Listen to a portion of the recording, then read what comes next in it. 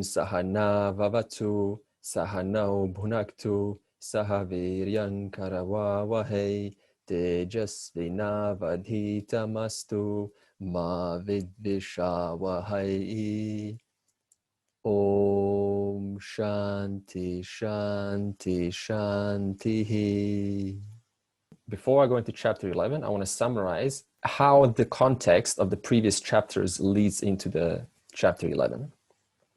Firstly, what is the structure of the Bhagavad Gita? It is divided into 3 sections. The first section is chapter 1 to 6. This is called the initial 6. I can give you the Sanskrit term Pratama Shatkam, but I'm sure no one's going to write that down. So just call it the first 6. Okay? And this is chapter 1 to 6 highlights Jiva Svarupa. Svarupa means the nature. So what is the nature of the individual? We covered this in the last few sessions, so we're not going to go into the nature of the individual, of course.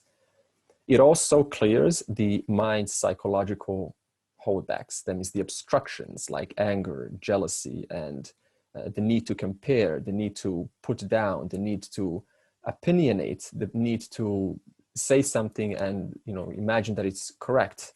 So all of these needs need to be first resolved, because as long as the mind is trying to put on an opinion about the world, it's going to be too busy doing that, looking at the news, and then the news, is going to like trigger, okay, well, let me tell you what this person is saying, and it's going to have a discussion about that. So you can see why it's so important to actually take a moment from the world, right? From the news and what's going on and so on, because it's just going to trigger these psychological issues.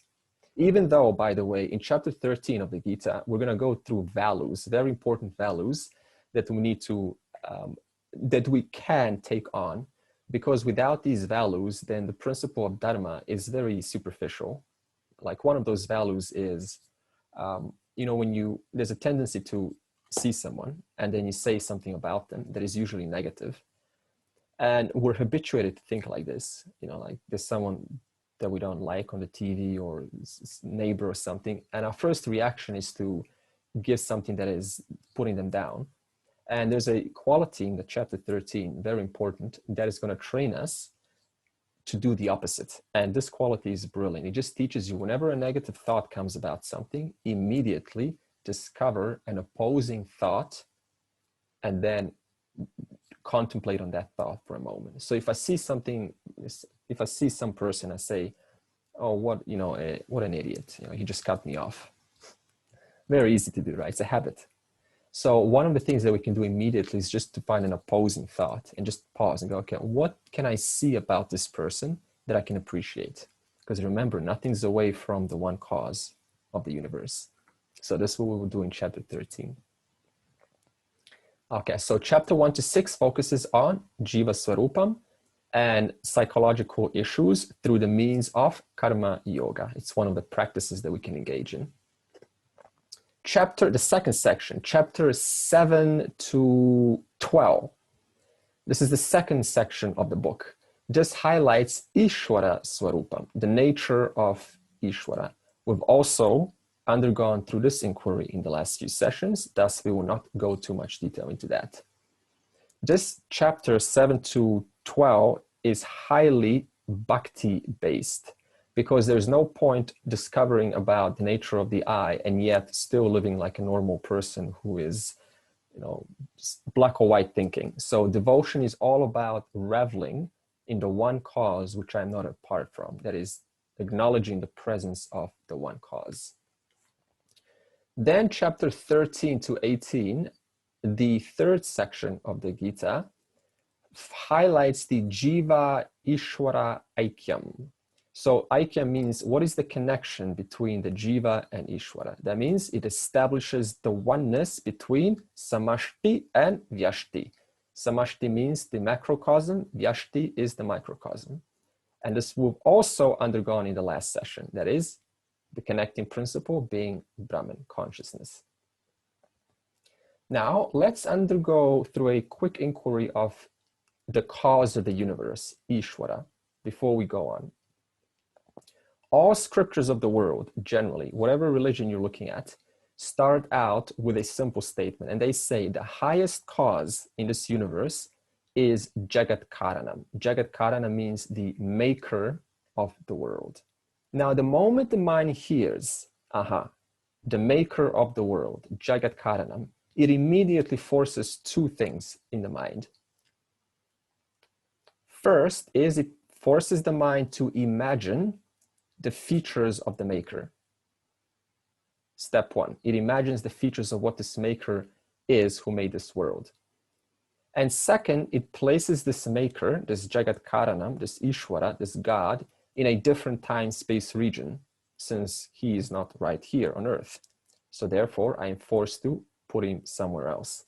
For example, when you see the Sistine Chapel, you seen that? Sistine Chapel? Amazing work, right? If you look up, you go, wow, this colors and the vastness. And you start to imagine how intelligent or what kind of a person, what kind of a painter this Michelangelo must have been, or whoever it was. And then you start to get in features to suit my understanding how this painting of the Sistine Chapel was created. So this means now I start to superimpose my ideas onto the maker of this art. And this is exactly what happens to Ishwara. We see this world of intelligent design, of intelligent causes, of laws and orders coming together, and beauty and rainbows and rain and sun and the universe. And then we say, okay, so the creator must be obviously, some person according to my idea. So this is one of the things that happens. And now, according to what do we superimpose? According to raga dvesha, likes and dislikes. So if you have a like for someone that is peaceful, someone that looks peaceful and divine, then you will superimpose divinity to be of peace, like he's peaceful. If you superimpose the creator, if you like, if you like destruction, like Kali, then you will superimpose the creator to be this, with a sword and watching out for anyone who makes a mistake and just, slashes their throat off. So this means everyone's idea on the basis of this becomes different about the creator. So the knowledge of Ishwara then undergoes three-step process. And this is how ignorance takes place. No matter whether you're talking about Ishwara or whether you're talking about someone who is making a claim that is not true, but does not see that it's not true. That means they're convinced it is true, but it's not true. So the first step is, okay, what's the question here? It is, how do I come to a state of ignorance?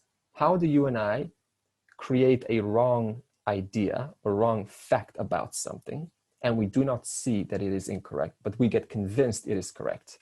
Step one, we have indirect knowledge about that. That's called paroksha jnanam.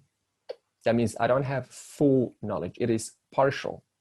Think about it. If I tell you about the Sistine Chapel, you kind of heard about it, haven't you? But you don't know everything about it. You haven't probably seen the details. You haven't seen the colors and how big it is, the geometry, the size. So we don't know much about art. Therefore, it is indirect partial knowledge. So that's the first thing. I don't have full knowledge, paroksha jnanam. Because I don't have full knowledge, what do I then do? I then fill in the blanks using inference. This is called anumita. Paroksha jnanam, step 2, anumita. So the moment I don't know something about you or the Sistine Chapel or some sculpture, then I start to infer what it is according to my likes and dislikes again. So where do these likes and dislikes come from? From my childhood. So I take my childhood and then I superimpose it onto which I have partial knowledge about. So step 1, indirect knowledge. Step 2, inference. Because these two come together, what happens then? Imagination. Step 3. This is called kalpita in Sanskrit. So partial knowledge plus inference equals imagination. Therefore, the individual starts to live in a world of their own bubble, imagination, convinced it is right, and yet the facts say otherwise. So we can take anyone in your life that you know that maybe there's some conflict with, or someone that you don't like, or even like, or just take them for experiment, and you trace these 3-step process. Did you know everything about them? No, we don't know their life. We don't know what they've been through. We don't know the kind of suffering they've gone through. We don't know the childhood they've grown up in. We don't know the abuse that went on in their family. So I don't know everything about them. Because I don't know anything about them, what do I then do? I then infer what kind of a person they must be according to the behavior they're exhibiting. And then I then imagine what kind of person they are. And I form a final conclusion. I say, this person is like that. So how did this all begin? Partial knowledge. I did not take my time to investigate the facts. Because that happened, I retained my ignorance. Same thing happens with Ishwara. Therefore, Ishwara becomes not immediately available. Thus, I infer what Ishwara is, and therefore I imagine what God is like. Now, how does the mind imagine Parameshwaraha? Parameshwaraha is another name for Ishwara. Parama Ishwaraha. If the Lord is so intelligent, he thus must be having 100 heads. So we create a 100-headed sculpture or a painting, and then we start to worship according to our imagination. If the Lord is so powerful, he must have weapons, and then we give him weapons. He must be wrathful. He must have a lot of embellishments. And thus we create sculptures and paintings with 10,000 embellishments to express our idea of what this Lord is like. We're not saying all of the sculptures and paintings are like this. Most of them are symbolism. And then what happens? This imagination about the Ishwara is further provoked how? Because the scriptures talk about various lords, like Brahmaji. Brahmaji's got 4 heads. Okay, he's got 4 heads. Okay, that's what he looks like. Shiva's got the trident. Okay, so he's got a weapon. That's what Lord is like. Vishnu, okay, so he must be lying down and resting on a snake. So this again reinforces my imagination, supported by the scriptures. If I don't have the right knowledge, therefore it all started how? Partial knowledge. And then I live my whole life according to that. Now, what kind of problems does this create? 2 problems. Anxiety, because which one is real? Is Brahmaji real? Is Vishnu real? Is Shiva real? So then I have to settle on one. And 2, when will this Lord come? When will I see him? Which is really funny if you think about it, because no one really says, how will I know when I see him? How will I recognize him?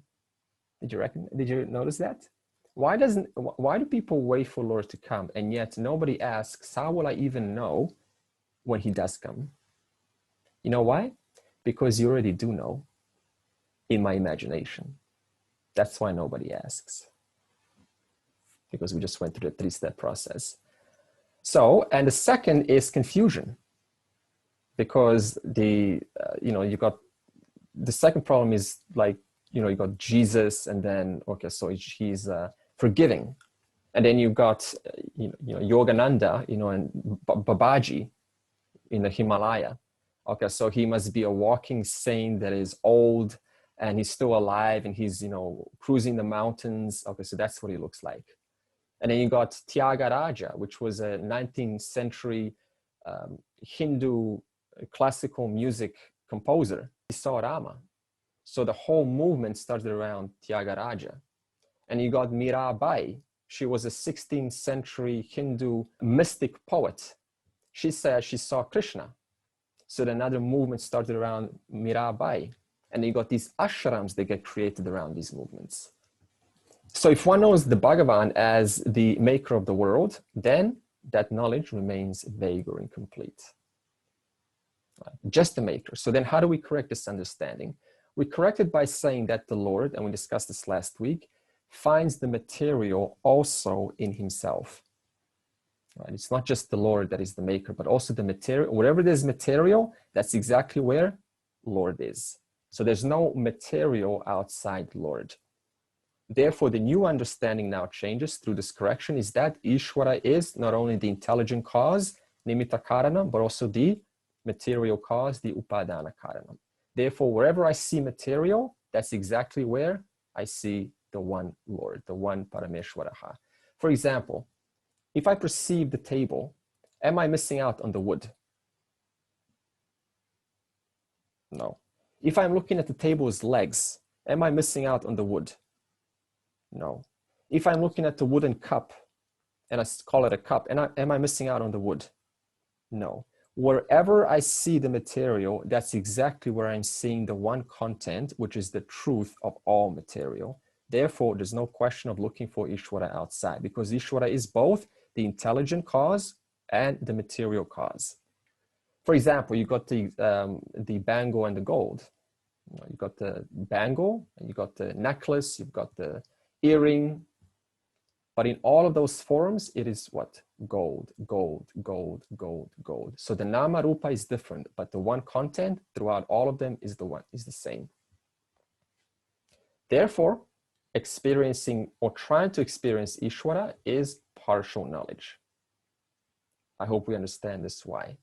Trying to experience God, trying to look for God somewhere else, that is on the basis of partial knowledge, because we just said, wherever there is material, tell me where is material not? Your own finger is material. The very finger that's constantly pointing, okay, Ishwara is in that temple, Ishwara is in that church, Ishwara is in that country, Ishwara is in a Himalaya. That very finger is also Ishwara. Therefore, there's no question of looking outside for Ishwara. It is right here, right now, because you're never away from the one content. So then why does a jiva suffer if Ishwara is everywhere? Because that's what we're looking for. We're looking for, we're looking for harmony. We're looking for peace in our lives. We're looking for happiness. Because I don't have this knowledge. Because I think that what I'm looking for is away. Therefore, I go and seek it elsewhere. So it creates a constant search.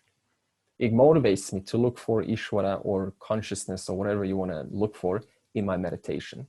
So then I meditate for 20 years, applying every technique and looking for some experience. Hey, the mind that is meditating is the same content that is not away from Ishwara. The meditator, the meditated, the meditation, it is all one content, not away from Ishwara. So whether I meditate or not, what's the real difference? Because nothing's away from the whole. However, in the real world, it is not like that. In the real world, what do we want? We want to first have an experience, a miracle. We want to have some unity, like, I'm experiencing Ishwara. And then I'm going to validate the presence of God. It doesn't work like that. Because the one who is waiting for something to happen doesn't have knowledge of what is Ishwara yet. Therefore, whatever comes, I'm not going to know what it actually is, because it is resting on an ignorant foundation. Therefore, we first get educated. What is this one cause? Then, no matter what I experience, I can fit it in my model of knowledge, versus looking for an experience to validate Ishwara when I don't even have knowledge of Ishwara. Okay, summary of chapter 10. Chapter 10, verse 1 to 19. Krishna tells the definition of Ishwara, which is both Nimitta Karanam and Upadana Karanam. We just explained it over and over again.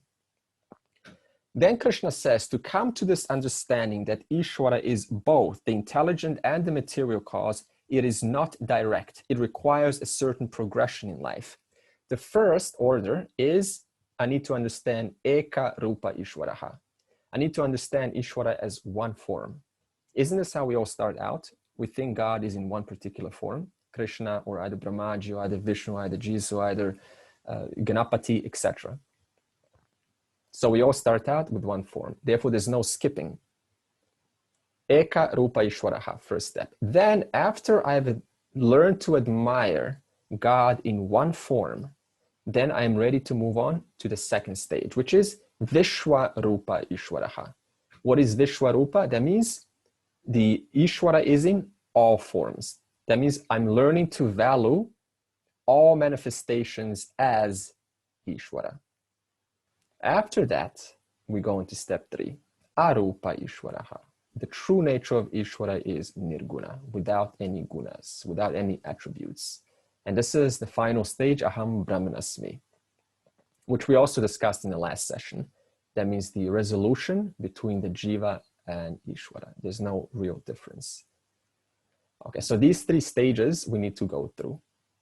Now, notice how you cannot come to Aham Brahmanasmi, which is the final recognition of reality. I need to go through stage 2.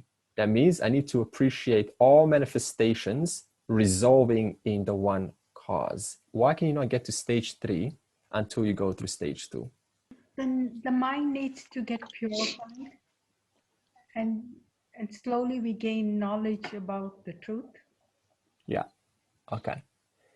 Okay, good. So, and look at it this way. Suppose that I'm still looking at the world in a black or white way. What's going to happen through my likes and dislikes? See the contradiction? I'm looking at the world through strong likes and dislikes, and yet trying to reconcile reality, me being not apart from that. And yet I'm finding sections of reality and putting labels onto them. If you're trying to claim direct knowledge when you're going to have an indirect experience, you're only be inferring from what you already know. Yeah, so Robert's saying is it's intellectual, basically, right, Yeah. Robert?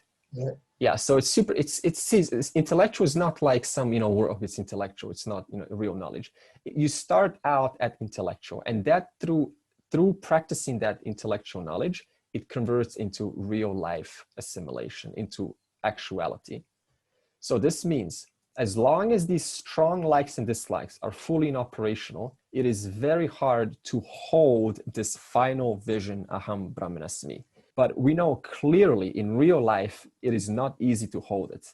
And the reason for that is because these strong samskaras are still causing me to look outwards and give independent reality onto objects as though they're apart from the whole. Therefore, it is work in real life. Okay. Now the question is, why is Arjuna asking for vibhutis, for various glories? Like Arjuna says in chapter 10, hey, Krishna, show me your glories. Like, why is Arjuna saying that? He's saying that because he understands that Ishwara, number one, is too vast to understand.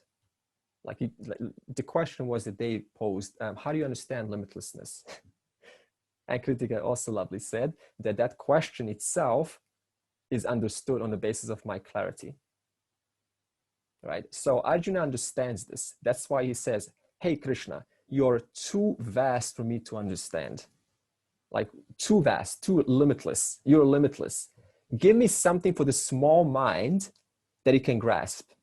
Like a flag, a flag of a country. The flag represents the whole. So give me some glories that I can get inspired by, through which I can see your entire glory. Like start out small, please, Krishna, because my mind's not mature enough, or it's not developed enough. It is in development to assimilate the whole vision.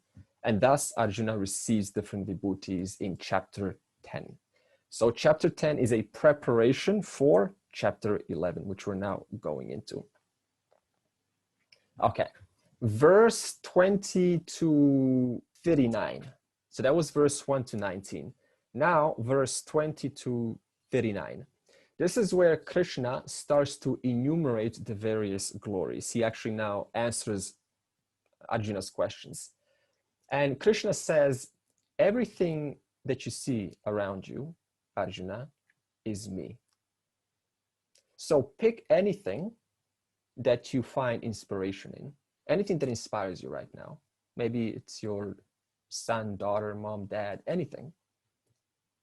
And then see me, see Ishwara in that.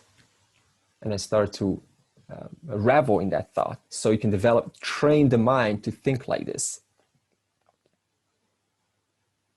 Or you can even pick a bird, right? You go, wow, what amazing aerodynamic. Who created a bird, to create, wings to so accurately maneuver itself through the wind? So you start to appreciate something simple as a bird. God knows looking at birds now. Okay, and then Krishna also showed two greatest glories. So all of the glories that Krishna enumerated were saguna, they were attribute-based glories. There were only two Nirguna glories that Krishna enumerated. The first glory was in verse 20. And Krishna started out with Chit. He said, the glory of mind, Arjuna, which is nirguna, which is attributeless, is consciousness. And that consciousness is self-evident as I. And that consciousness is because of which my 5 koshas are recognized. That means whatever is in my physical body, pain, some sensation or some smell, that is all Annamaya kosha, including digestion, circulation, sentiency, excretion, all of that is Pranamaya kosha, including the emotional capacity to feel, that is Manomaya kosha, including the capacity to think, to digest, to calculate, to analyze, Vijnanamaya kosha, including Anandamaya kosha, which is known how? By my likes and dislikes. That means when a like and dislike arises, boom, that is the Annamaya kosha. So all of those experiences are known by and because of consciousness. And you are that consciousness, says Krishna to Arjuna. Then in verse 39, the second nirguna was sat. So the first one was chit, verse 20. This one, verse 39, is sat. Then Krishna says, this sat is existence. And we discussed quark is, atom is, particle is, DNA is, cell is, heart is. All of those names, forms change, but the isness remains the same. It is only because of the isness that I can say heart. Only because of the isness I can say DNA. Only because of the isness that I can even say anything that goes whether down the line or up the line. So this is Sat Chit, the 2 Nirguna glories. Then verse 42 was the conclusion of the entire chapter 10.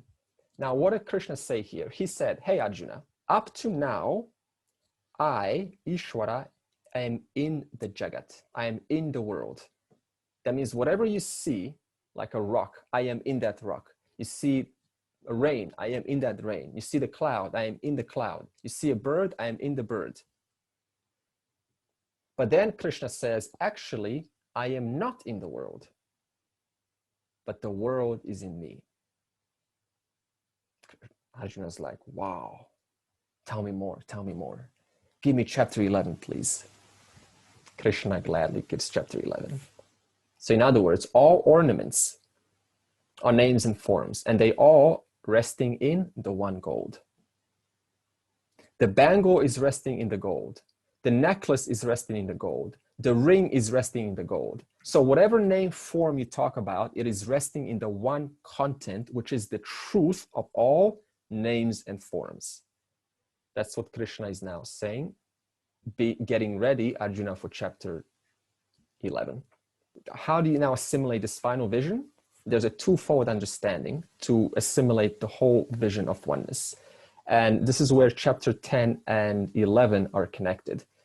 The first is, I need to understand, I need to see Ishwara in the world. Step 1. This is called chapter 10. Seeing Ishwara in various objects of the world. Vibhuti Yoga.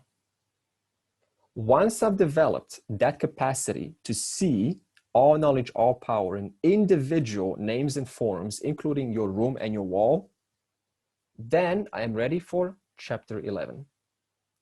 To see the entire world in Ishwara, who I am not apart from. Thus it's called Vishwarupa Darshanam Yoga. Vishwarupa, that means my darshana, my vision is that all manifestations resolve in the one cause. Title of chapter 11 is The Vision of the Cosmic Form. Vishwarupa Darshana Yogaha. Now you will notice that there is a yoga word in almost every chapter. Yoga in the context of every chapter just refers to a title. That means this is the episode, next episode. So what's the difference between chapter 10 and chapter 11? Again, to give you some context. Chapter 10 is Vibhuti. That means glories, individual glories. This is to recognize that Ishwara is in different mithya forms. So whatever forms we see, Ishwara is in that mithya form. Chapter 11 is Vishwarupa. This is to recognize that the essence of all mithya forms is Ishwara. See that difference? Chapter 10, I recognize Ishwara is in individual mithya forms. Chapter 11 is to recognize the essence of all mithya forms resolves in the one same Ishwara, one same Satyam. So to translate the title of chapter 11, we can say, I am seeing Ishwara in time, space, laws, orders, and all forms all at once. And in the last verse of chapter 10, to give you some context how it carries into chapter 11, Krishna said something very interesting to Arjuna. He said, Arjuna, you've only seen one part of my Ananda limitless nature. One part. Whoa, there are other parts? Definitely. Have you ever seen a fractal, by the way? You know a fractal? Yeah, fractals are interesting. You can find an app. And if you zoom into a fractal, what do you find? You find more of the same. And you go, okay, I want to go into this area. And you keep on zooming and you find exactly what you found at the previous level. It just never ends. So fractals are an amazing model of vastness, of ananda, of limitlessness. Here's a fractal. The blue is like all knowledge, all power. And then there's the Jagat, called the fractal. And we're like, interesting, looks very beautiful. Let's zoom in. Oh, gorgeous. Oh, I think I want to explore this little island. Okay, let's see what's in this island. Oh, man. Wow. Let me keep exploring 20,000 lifetimes later. Hold on, I think it's going to end. And I just keep on going.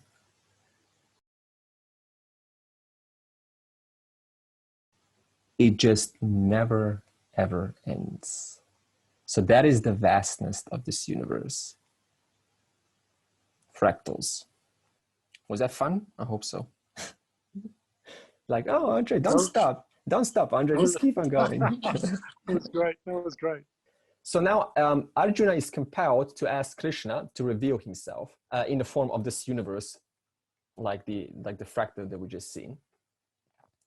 So now the doubt is, how can a limited antahkarana, how can a limited mind, because Arjuna has limited mind, how can that experience the limitless universe? Well, it's going on, I don't know. Well, I guess there's no real answer to this, but one of the things that we can say is that Krishna temporarily, because the Lord, can grace power, he temporarily removes the capacity of limitation from Arjuna's mind to experience. So he temporarily heightens the antahkarana ability. And therefore, Arjuna can now see up and down simultaneously. He can see back and forth simultaneously. He can see all 14 lokas simultaneously. And now, because we readers do not have this privilege of seeing this entire universe that Arjuna is about to see, it doesn't actually matter. The reason is because you can still enjoy Vishwarupa Darshanam. You can still enjoy the entire universe as the one Ishwara in the form of laws, orders, and objects if you have firm knowledge. Now, what knowledge is this? This knowledge is that this Jagat, this world that we experience, is of the material cause. And this material cause, which we've been discussing, it enjoys its existence in Ishwara. And what's the truth of Ishwara? Brahman. Important part that I want to say is training your mind, your antahkarana, to recognize mithya is never separate from satyam. That's where our work is. That's what devotion is about. So you say, okay, what is this whole devotion bhakti? It is nothing but training your mind to devote to things which are seemingly mundane, insignificant, training your mind to see glories of Ishwara right there and then. Because that also spills in everywhere else, in every other area of life. And that's what makes that's what opens up one's vision to appreciate the glories that is all around us. Chapter 11, by the way, is one of the favorite chapters of dualists. Because now you can say, oh, okay, so Lord is out there and, we're here and etc. Now, what is the dualistic interpretation of chapter 11? It is like this. I am the finite subject. and Ishwara is the infinite object.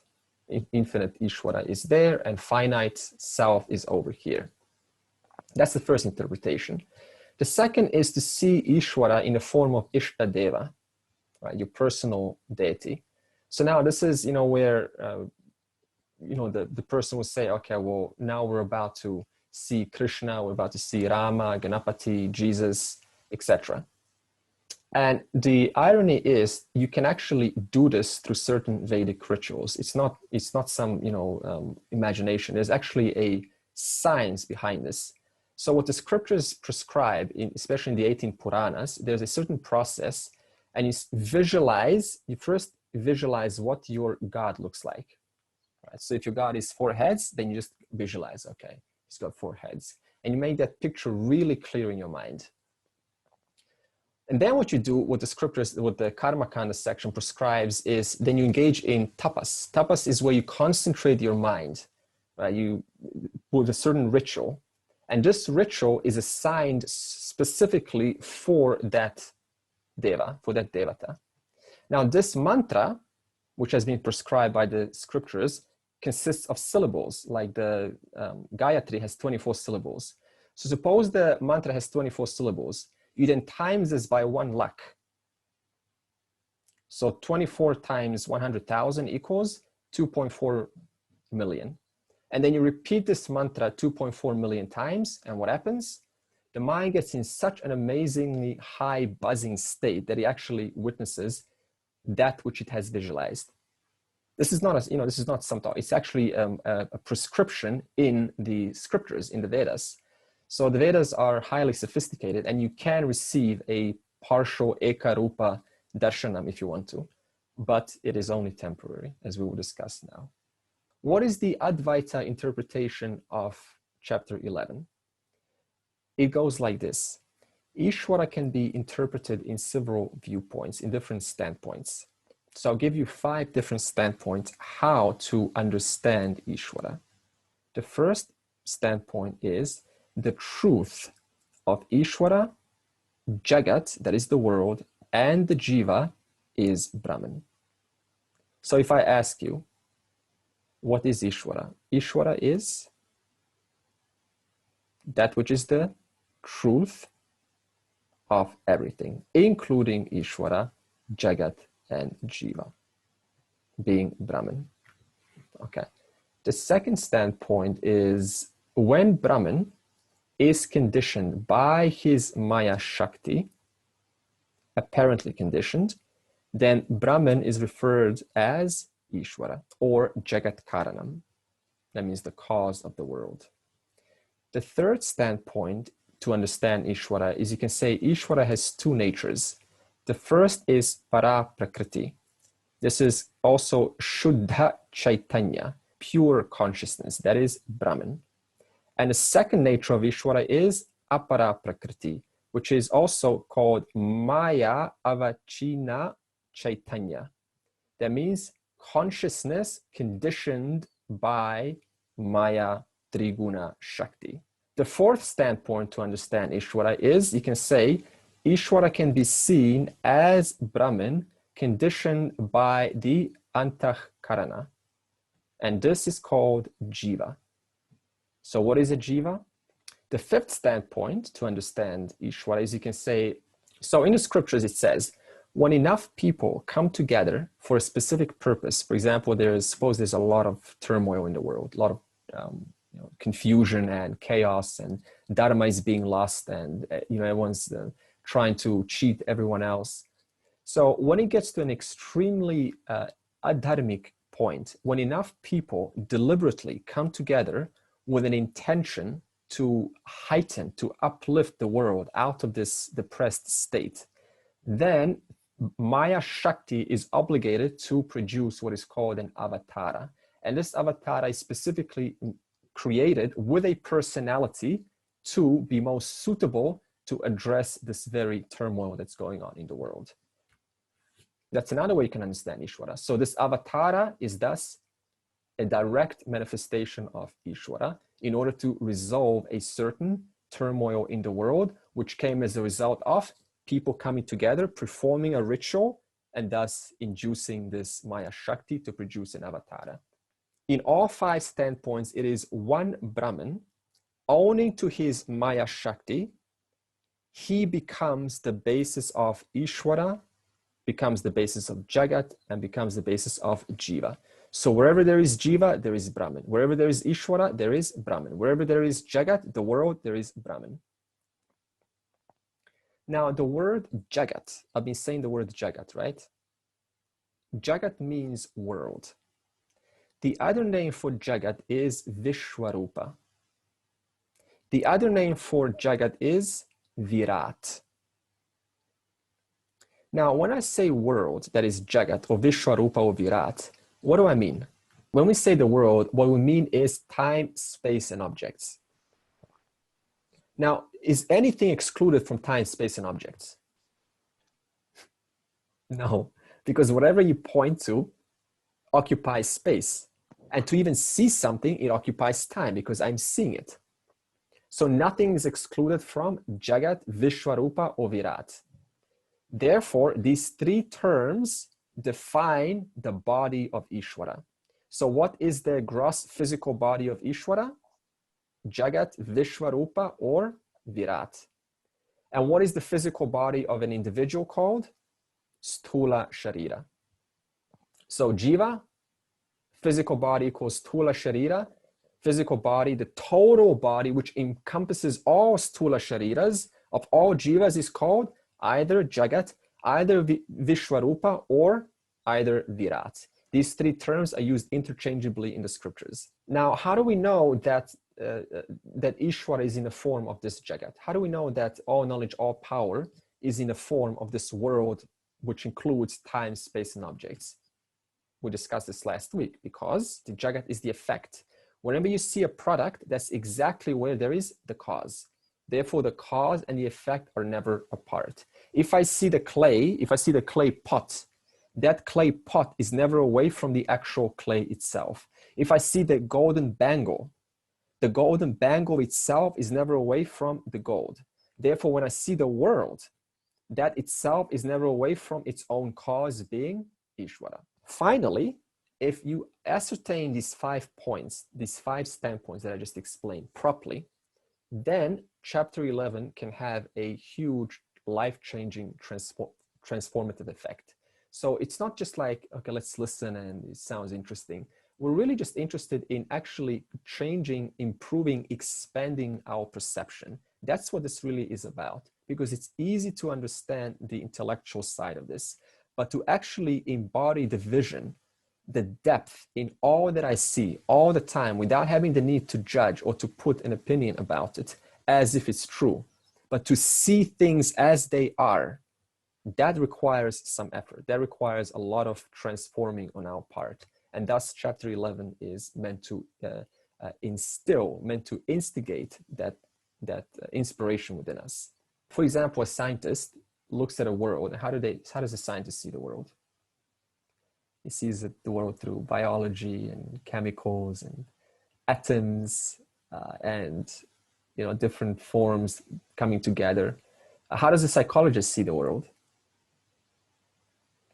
Oh, the world is your childhood. The world is your past. The world is emotions. Yeah. How does who else do we have? Give me one more. How does fill in the blank see the world? Do you think of someone? You've got a chemist, you got an archaeologist, you got a medical specialist. President. Okay, how does the president see the world? That is a huge discussion, right? Yeah. Okay, so in other words, they will all see the world in their own different ways. Now, how does a chapter 11 Bhakta see the world? That's the question. The chapter 11 Bhakta, which we're now about to embody, hopefully, sees the world with a certain clarity. And that clarity cannot be scientifically detectable. You cannot detect, they're seeing something different. It's not like they're seeing something different. They're just seeing what things are. That means they're seeing the world with a certain clarity. And this clarity entirely depends on what? Your own self-inquiry. That means the amount of time that you spend looking into things to see the presence of Ishwara, that entirely depends on you. This is where no teacher can actually help. This is entirely where, you know, the edges of the teacher and the student now continues. That means you need to carry on. For example, Sanjaya heard the entire Bhagavad Gita. So did Dhritarashtra. In fact, Sanjaya narrated the Gita to Dhritarashtra. What kind of an effect did chapter 11 have on Sanjaya? Especially when he saw the entire vision of limitlessness through his inner vision given to by Vyasa. He was in tears. He was so inspired. He didn't know what to say. He was beyond words. And yet he narrated everything to Dhritarashtra, the blind king, and he had no impact on the king. Why not? Because the king's, okay, you tell me why not. Why did it have impact on one person and it doesn't have impact on another person? Because Dhritarashtra was, hearing with his own perceptions, through his own window, like the same sky, but, different people looking through different windows. So he was looking at the things with a different mindset. Good, yeah. So he was looking at through his own subjectivity, through his own subjective eye, very narrow-minded. And, he was inspired here and there, but quickly, all those some likes and dislikes quickly overshadowed what he heard. That's why we say there's no cheating, there's no skipping. We first have to take care of our likes and dislikes, because no matter how much we hear this knowledge, these raga, dvesha, these samskaras, these vasanas will quickly overshadow. And then it's back to square one. And then you're gonna say, well, this is not working. Let me go somewhere else. But it's the person's own vasanas that are still in operation, that erase what's being heard. Arjuna also heard this knowledge. Now, initially, Arjuna, directly being expounded, being shown this vision, he was thrilled. He was like, oh my God, he was in awe. But what happened then? He got frightened. Why did Arjuna get frightened? Too much to handle? Arjuna thought he assimilated the self-knowledge. He thought, I am one with everything. But now here's Arjuna, the perceiver, looking at the perceived. And he gets scared. Why would he get scared? That's a hint. Perceiver, perceived. There's still duality there. Yeah, expand on that. He still takes himself to be the ahankara. Ah, excellent. Okay, so Arjuna got scared. Why? Because even though he thought he heard and understood chapter 1 to 10, he thought, okay, so there's no difference between me and the whole. And now he finds himself enjoying, and then what happens? Samskara comes in, reminds him, I am just a separate individual. And what I'm seeing is, this big mouth, with blood and gore, death, with pieces of limbs of the Pandavas, Drona, his teacher, and Bhishma, his grandsire, are the mouth of one big Lord. In other words, it's easy to appreciate Lord in the best parts. But death is not apart from the one. Death is also the reality of life. And that's where Arjuna got scared. Because he saw himself, as Thomas was saying, separate individual. Arjuna uvacha madanugrahaya paramam gohyam adhyatma sanjnitam yatvayoktam vachastena mohoyam vigato mama. Would someone like to read it, please? Arjuna uvacha madanugrahaya paramam guhyam adhyatma sanjnitam yattayoktam vachastena mohoyam vigato mama. Yay! Gognur is a Sanskrit student on Sundays. Okay, and please, Gognur, read the English also. Yes, I can. Arjuna said, as a result of the words taught by you, Lord, in order to bless me with the greatest secret known as knowledge, centered on the self, this delusion of mine is gone. So Arjuna is now showing appreciation for Krishna's supreme teaching taught in chapter 1 to 10, especially chapter 1 to 6, because Arjuna now knows the nature of the individual. So now, what did Arjuna specifically hear? Okay, how do we know it's chapter 1 to 6? Because it says Atyatma. That means knowledge of Atma, knowledge of the self. Knowledge of the self is expounded chapter 1 to 6.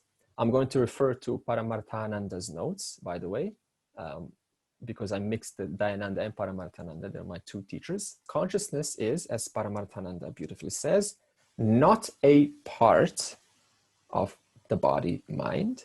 That means you cannot find consciousness somewhere on you. It is not a product of the body mind. In other words, it is not a result of the body mind being born. Most think in the scientist world, they think, okay, the body mind is born, therefore consciousness is a product of the body mind. It is not a property of the body mind. Consciousness is independent of the body mind. It pervades the body mind. It also enlivens the body mind. Just like electricity enlivens the appliance. No matter how sophisticated that appliance is, like the computer and the software and the hard drive, that unit is inert. Until electricity comes in, that unit is dead. In the same way, consciousness is that which enlivens the five koshas. Consciousness is not limited by the attributes of the body mind. So if there's pain, if there's some trauma, if there's some psychological, trauma, it doesn't affect consciousness. It doesn't stick to you. Consciousness also survives all three states. It survives the waking state, survives the dream state, and it survives the deep sleep state. It also survives death. And then, Madanugrahaya Tvaya Vachaha Uktam.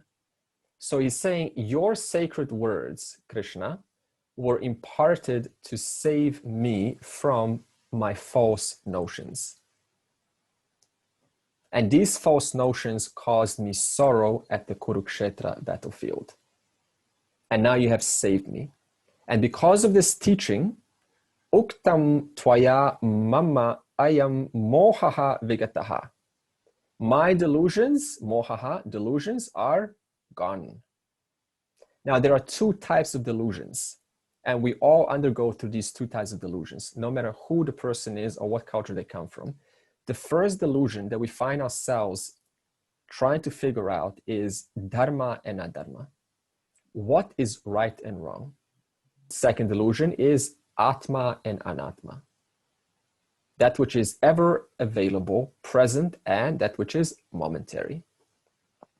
Now, having dealt with these two delusions, Krishna has helped Arjuna to think clearly on the battlefield. Because how did the war start? Arjuna didn't know what to do. He saw his grandsire, he saw Bhishma and Drona, he saw his cousins on the other side. And he says, how can I fight and kill? This is wrong, this is adharmic. But then what did Krishna say?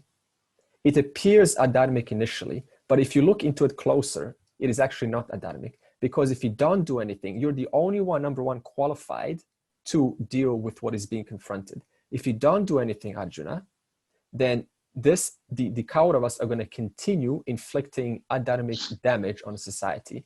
They're going to keep polluting the minds. They're going to keep spreading corruption. They're going to keep, doing what is clearly unjust and unfair to the society.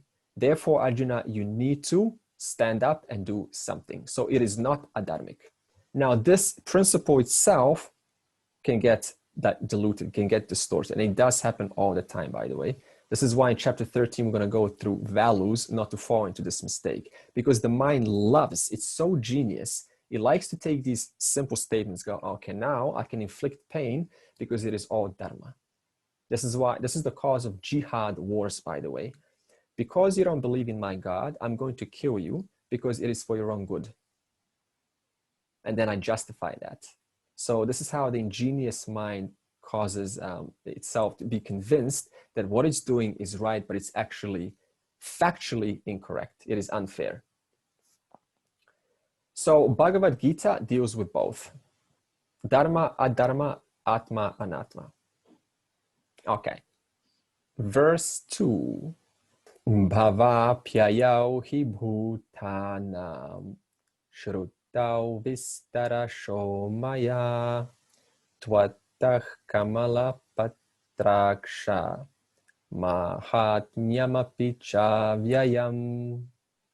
The origin and destruction of beings verily have been heard by me in detail from you, O lotus-eyed Krishna, and also your inexhaustible greatness.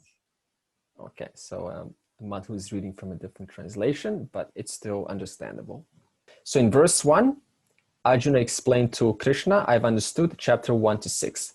Verse 2, I've understood also chapter 7 to 10. And Arjuna calls Krishna here Kamala Patraksha. How beautiful. He says, O glorious Lord, worthy of worship alone, whose eyes are like lotus petals. You are defined as the material cause of the world, just as the material cause of the one wave is the ocean. Just as the material cause of all waves is the ocean. In the same way, you are the material cause of this entire world. And that material cause is present in all three states of creation. The Srishti, Sthiti, and Layam. Srishti is creation, that which is created. Sthiti is, once the creation is created, it is sustained. And Laya, that which is created and sustained, changes into a new creation sustenance. That means it transforms. Also, Atma Bodha, verse 8, very nicely by Shankaracharya says that the entire cosmos that we see, which consists of billions of galaxies, is like a little bubble in the ocean. So go to the ocean and you will see a little bubble there. That's the galaxy you live in.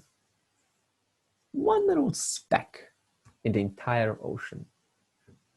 Imagine the vastness of that.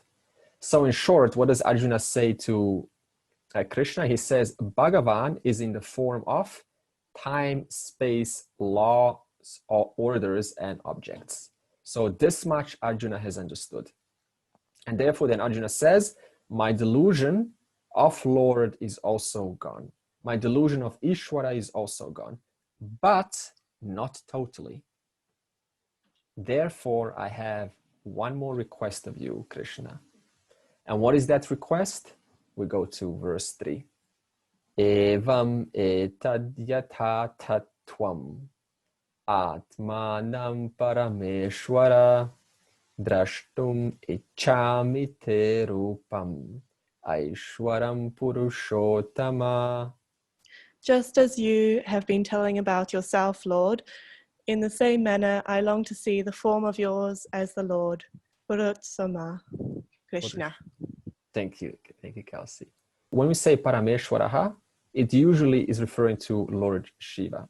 And Purushottama is often used for Vishnu. Now notice how both of those words are used, both Purushottama and Parameshwaraha. So what is the implication of this? Shiva and Vishnu are both Ishwara. Now you go, okay, one's Purushottama, one's Parameshwaraha. Okay, they're two different gods. No. Who's speaking? Krishna. Krishna is Ishwara. Thus, they both are just different aspects of Ishwara. Ishwara, with his power, his Shakti to create a new world, a new content, is called Brahma. Ishwara, with his Shakti, all knowledge, all power, with his Shakti to sustain what is created, is called Vishnu. Ishwara, with his Shakti to transform, is called Shiva. Therefore, there's no difference. Then Arjuna says, everything I see around me, Krishna, is divine and sacred. Everything is worthy of worship. You tell me, why is everything worthy of worship? It's all Ishwara. Excellent. Because everything that I worship is material, is it not? Are you ever not worshiping material? Even a thought is just a material, it's just subtle material. All material is Bhagavan alone. However, that says Arjuna, I still find myself seeing the world through the eyes of my likes and dislikes. I am still influenced by my strong samskaras. So there is a gap between what I know and what I understand.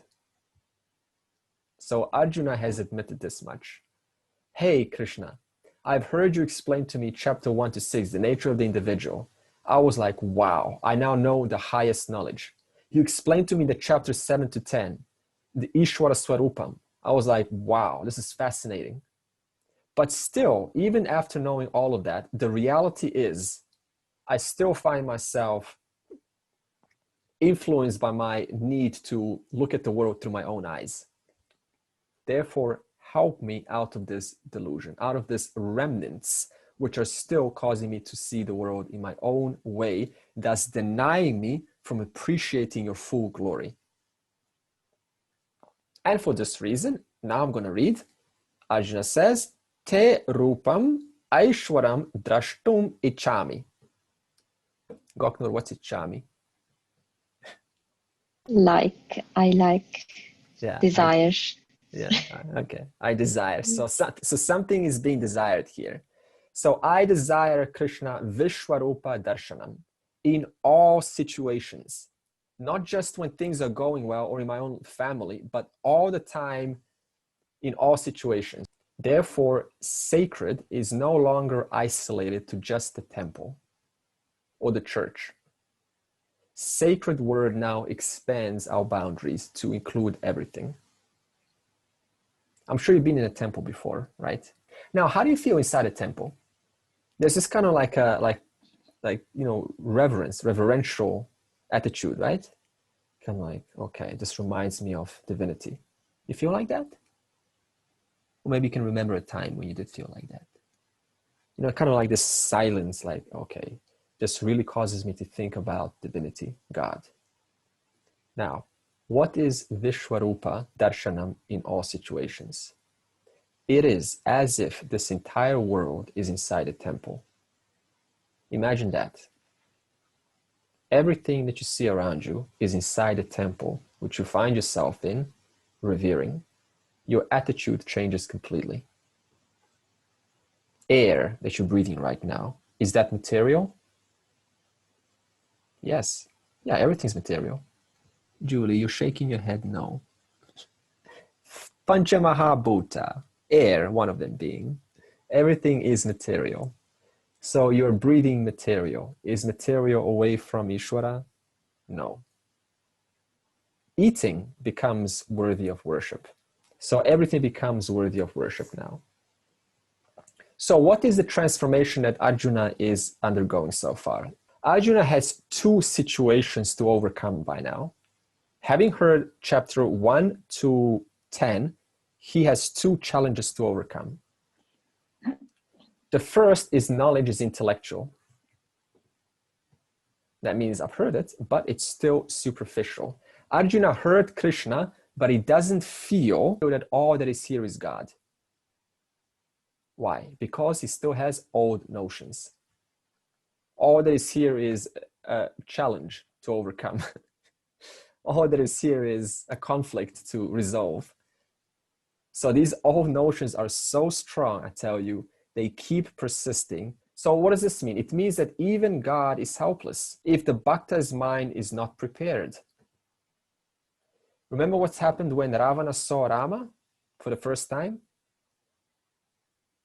Did it have any impact on Ravana? Why not? He had already made up his mind that Sri Ram is just a knowledgeable being, and he is all powerful. So although his brothers were able to see Sri Ram as avatar, but he couldn't.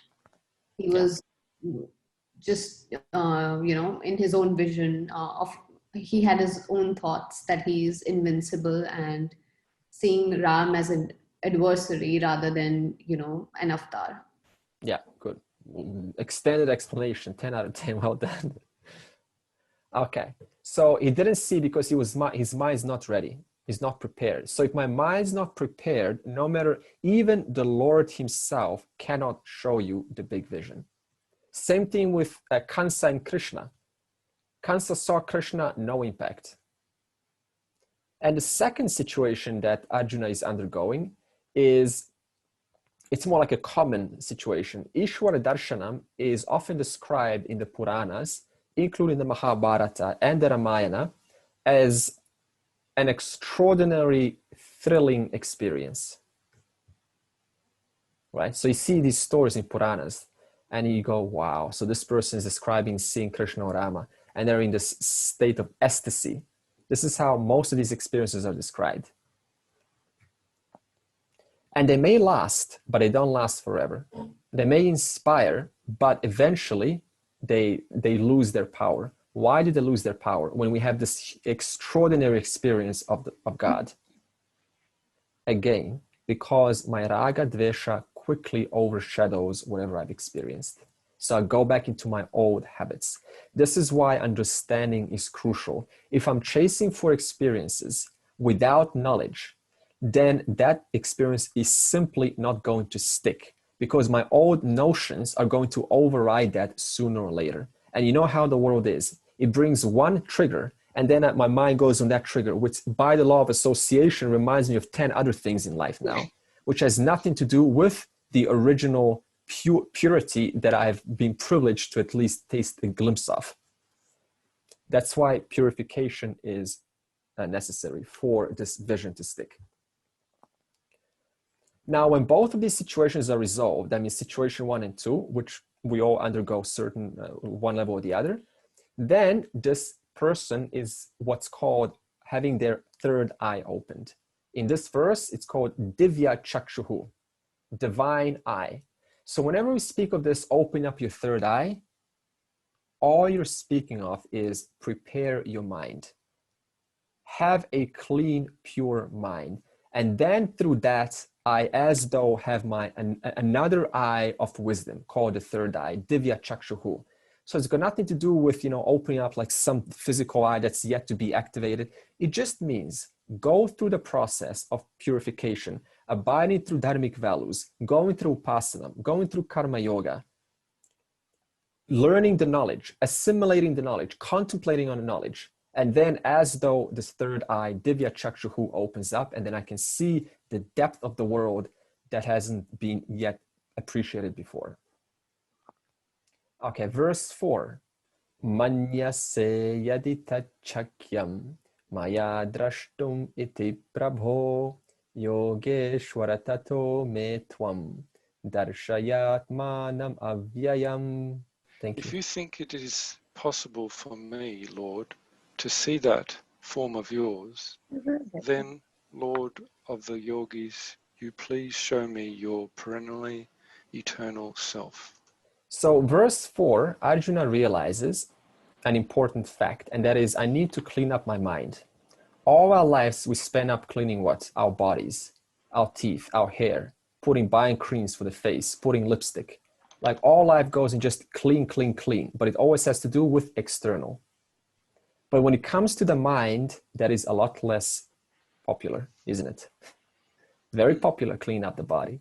Cleaning up the mind, not so popular at all, because it is much harder. So Arjuna now realizes I need to first clean up my mind, which is in itself a time-consuming process. It takes time, and it's a gradual process. It's not overnight, so we have to be realistic about it. It requires, again, karma yoga. It requires upasana. It requires following dharmic values. It requires devotion.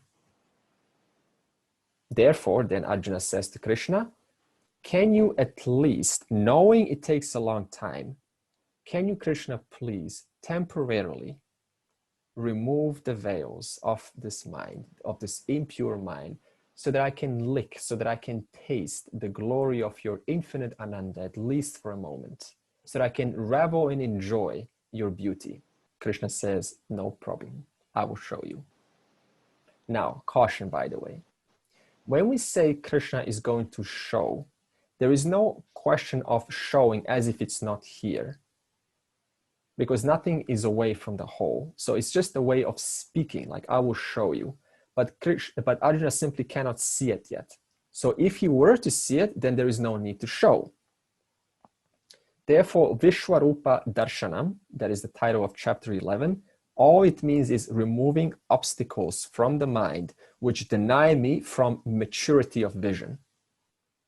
Right now, there are obstacles. I need to clean them up so that my vision can mature.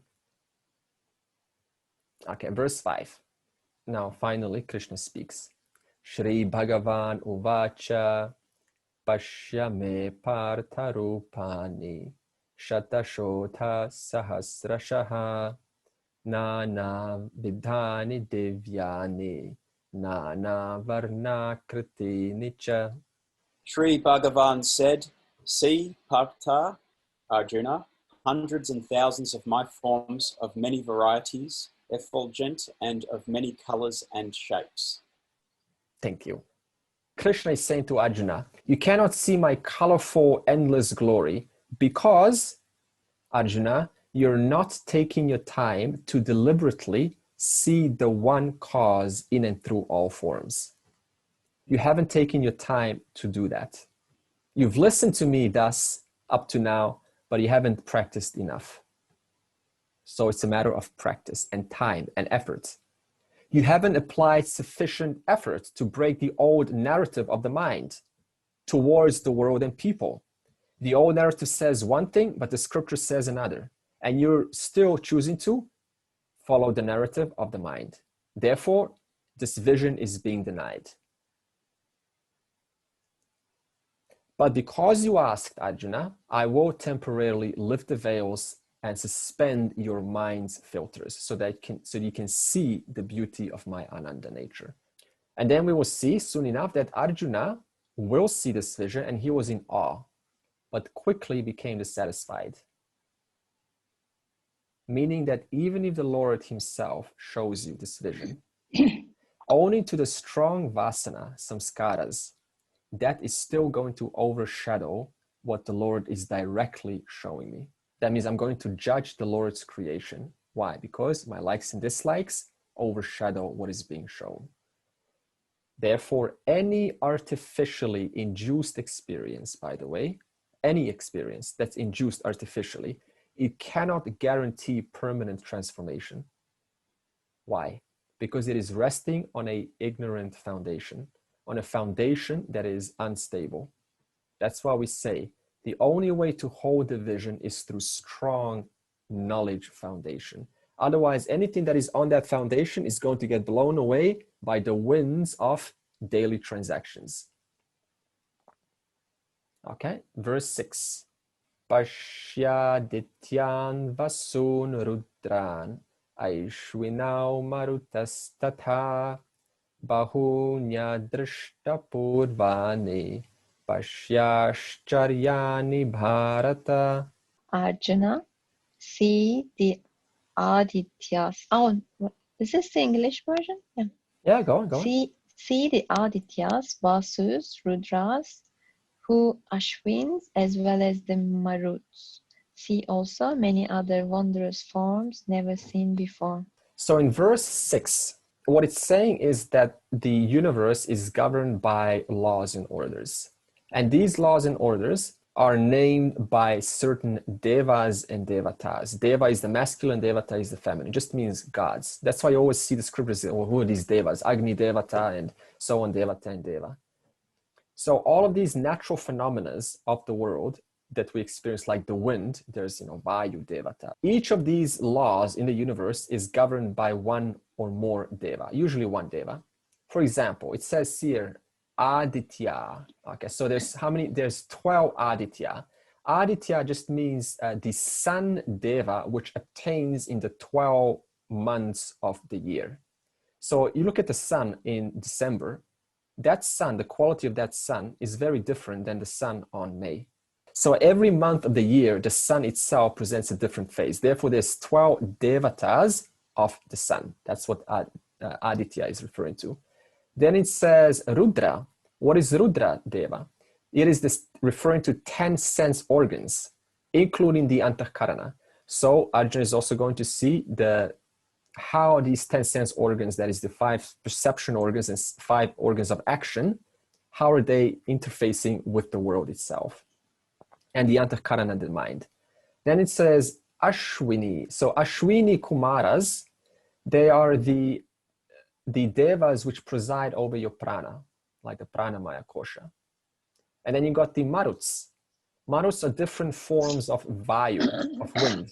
So sometimes you got strong wind, and sometimes you got weak wind. Sometimes the wind is so pleasant, brushes on the cheeks, you just want more. Please, one more brush. It's like gentle. And then some winds are like sharp, you know, they're like penetrating and piercing. All of these qualities of wind is marut. There's different devas for different winds. Okay, verse 7. Ihaikastam jagat kritsnam pashyadya sacharacharam mama dehe gudakesha yachanya drashtum ichasi.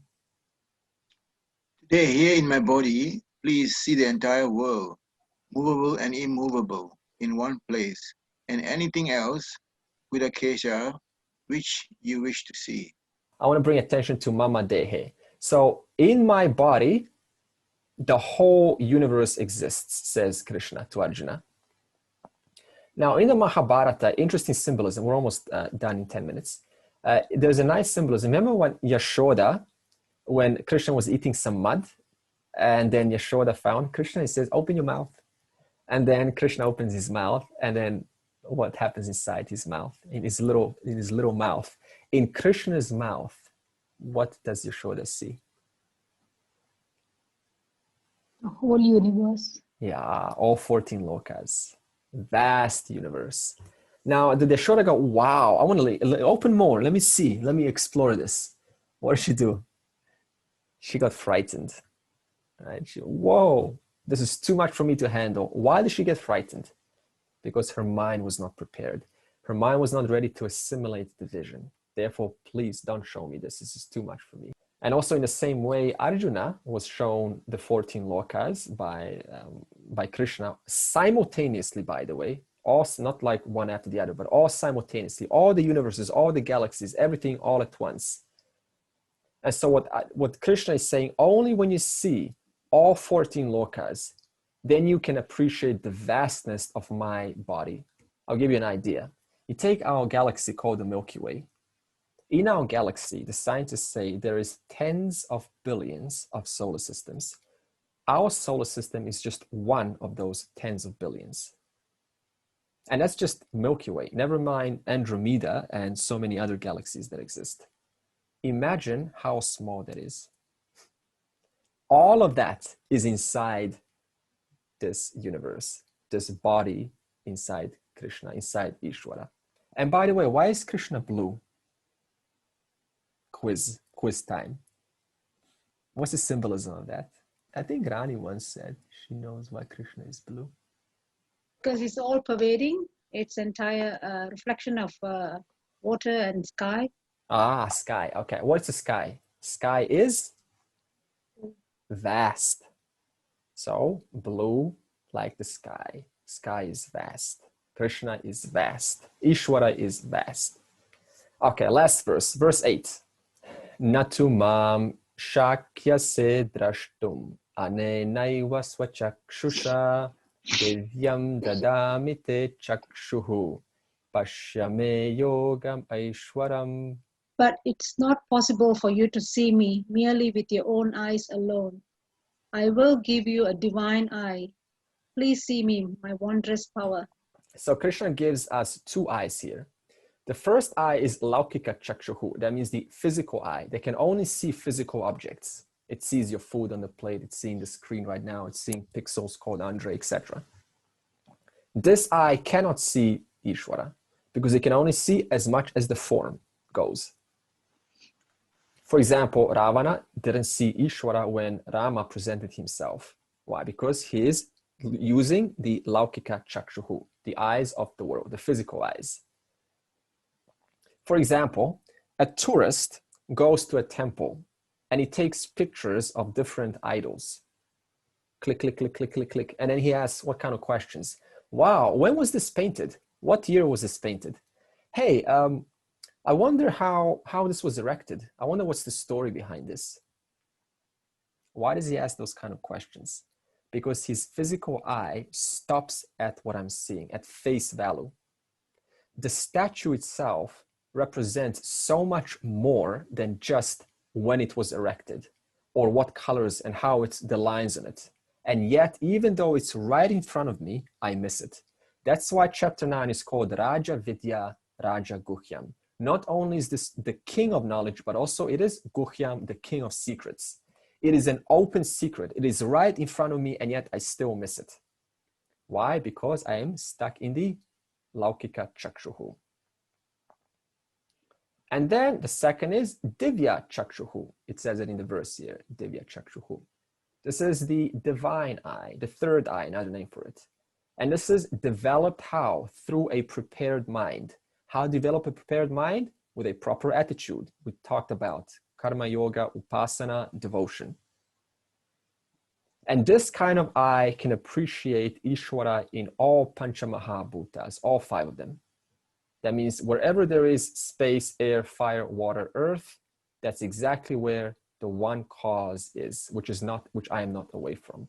So I no longer need to go to Tiruvannamalai and worship the Agni Lingam, Chidambaram, right? Chidambaram, their Akasha Linga, right? Etc. I can appreciate the 5 elements right here, right now before me. Thus, a Vishwarupa Bhakta, for that person, going near God is meaningless. For one who is yet to develop this vision, going near God is very meaningful. That's the difference. I need to go nearer to God in a temple. But for a Vishwarupa Bhakta, such idea of going near, it's out of the question. Because there's no near or far. It is right here, right now. And finally, Sanjaya has something to say in the next verse, which we will do next week. Who's Sanjaya? He's the right-hand man of Dhritarashtra, his close associate. Om Purnamadav Purnamidam Purnat Purnamudachyate Purnasya Purnamadaya Purnameva Vashishyate. Om Shanti Shanti Shanti. What does this verse mean? Purna, full. That is the whole. This is the whole. You take out the whole from the whole, and the whole alone remains. If I take out the water from the water, what remains? The same water. Therefore, there is only the whole.